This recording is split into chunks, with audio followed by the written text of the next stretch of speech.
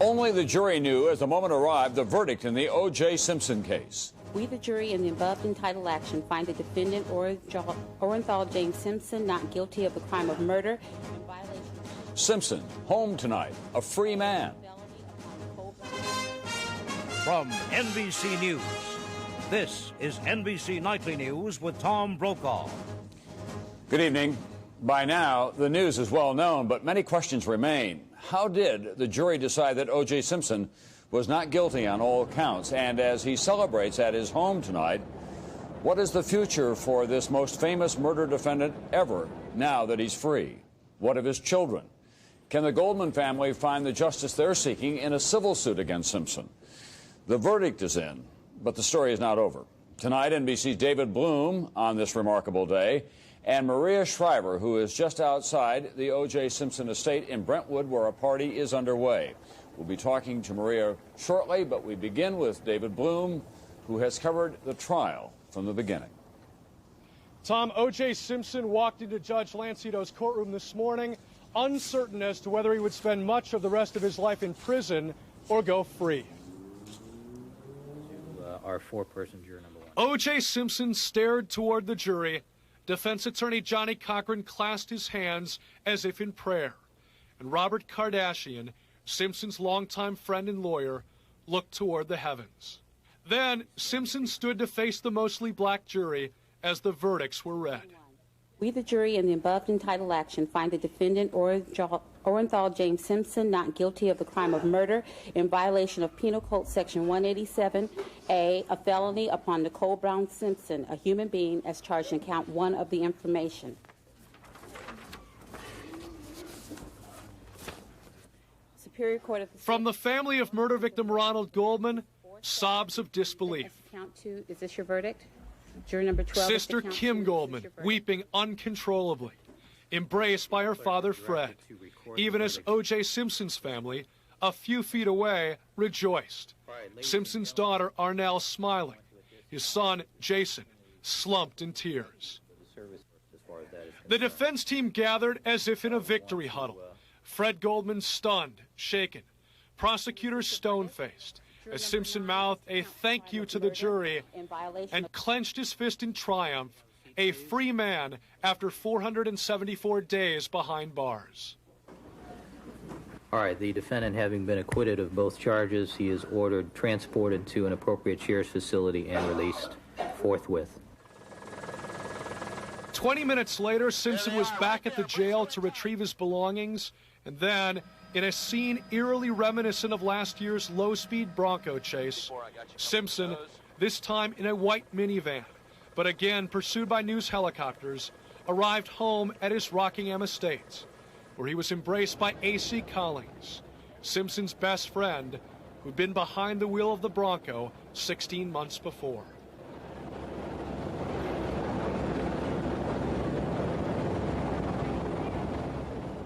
I want to thank God. At a courthouse press conference called by the defense and Simpson's elated family, his mother spoke. Well, I was always in prayer. I knew that my son was innocent. His sister spoke.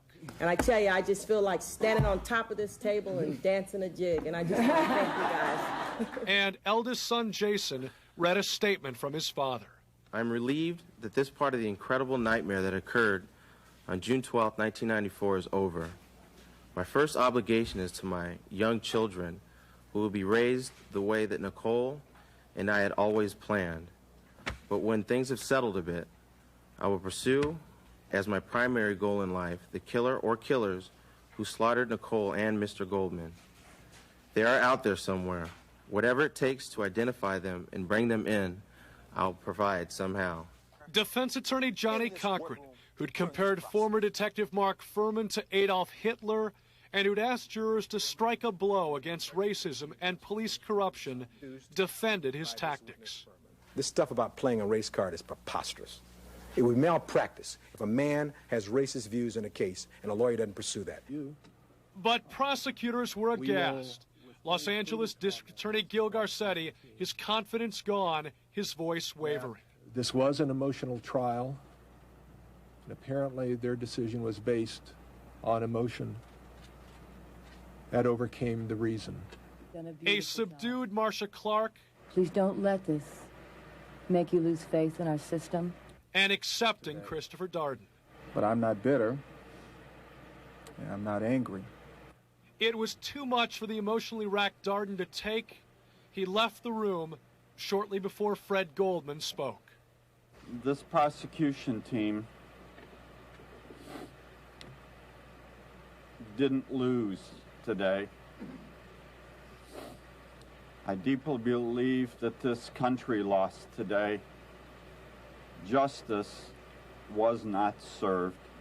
Simpson still faces a possible custody battle for his young children and wrongful death suits filed by the victims' families.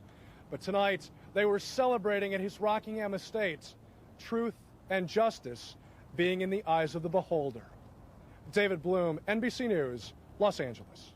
Thank you, David. Now let's go back to Maria Shriver, who is just outside the Rockingham estate, where she's been able to have some conversations, at least, with members of the Simpson party. What's going on inside, Maria, as far as we can understand it? Well, there is a party going on here, as David Bloom said, Tom. There are helicopters overhead trying to get any glimpse of O.J. Simpson that they possibly can. Balloons have been arriving here, big multicolored bunches, flowers, wheelbarrows full of flowers, friends, relatives. O.J. Simpson's sisters came out a little earlier in the day, thumbs up to the media, thanked everybody, said they wanted to talk, they couldn't.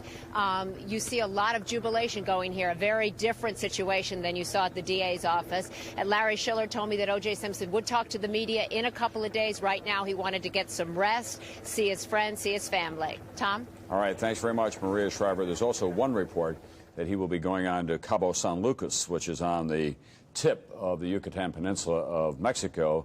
It's an old haunt for Robert Kardashian, his good friend. As for the jury, the 10 women and 2 men told the judge they didn't want to discuss this case with the lawyers or the news media, and they headed for their homes immediately after the verdict was read. And as NBC's Kelly O'Donnell tells us tonight, so far, for the most part, they are keeping their word. So far. The Simpson jury is not ready to give up one of Judge Ito's admonitions, the rule not to discuss the case. You have also indicated to the court unanimously a desire not to speak to the attorneys after the conclusion of the trial, and not to speak with the news media either. Crews of photographers wait outside their homes, but most of the 12 jurors' whereabouts remain a mystery. Juror number 7, Brenda Morgan, uneasy about talking. I think we did the right thing. You know, matter of fact, I know we did. Prosecutors don't understand it or why the jury refused to explain it to them. We want to hear from the jurors before we make any other comments concerning their decision today. The daughter of foreperson Armanda Cooley is relieved. It's been a very long haul, and like I said, we're just very happy that this has finally come to a conclusion. Whatever their verdict, the homecoming is well earned. Consider this. O.J. Simpson served only 108 days longer than his jury. He spent 474 days in jail. The jury lived under lock and key 266 days. Their privileges were different, too. Simpson was allowed lots of visitors and private phone calls. But jurors sequestered at this luxury downtown hotel had their calls and outside contact closely monitored by guards. In exchange for their service, each juror was paid $5 a day. They've been gone so long, that added up to about $1,300 each. Simpson is back home, his house surrounded by press. Tonight, the jury of his peers finds the cameras waiting for them, too. Kelly O'Donnell, NBC News, Los Angeles.